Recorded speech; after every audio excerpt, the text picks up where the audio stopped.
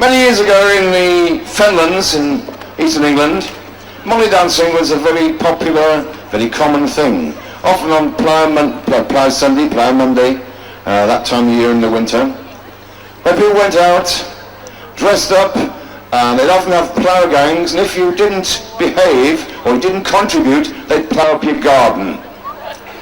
Sounds like a good way of getting money to me, that does. So, what we have here now is Team Big Dyke Molly, who have recreated a lot of the Fenland dances. Please do not adjust your horizontal hold on the telly, because they're all in black and white. Very nice welcome, please. Big Dyke Molly and a dance called Bag of Chips.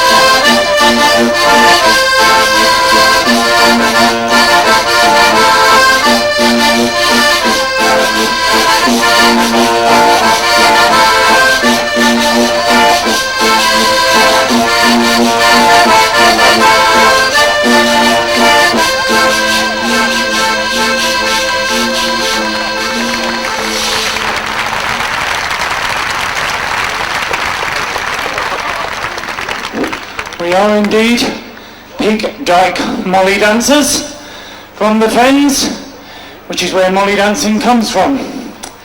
We are sometimes asked why, as Dave said, we dance in black and white. I'm pleased you asked us that question. We did do quite a lot of research when we were deciding what to wear. We looked at a lot of old photographs, and the one thing we noticed that they had in common, do you know, you're the quickest audience we've ever had. Actually, the only audience that's ever laughed at my jokes. I'm really impressed. We were somewhat disappointed with the cleanliness of Sidmouth. We found odd specks of dust around the place. We wouldn't like the dance team that's following us to slip on them. Accordingly, before we do our last dance, we're going to send 3 old witches on to clean the stage.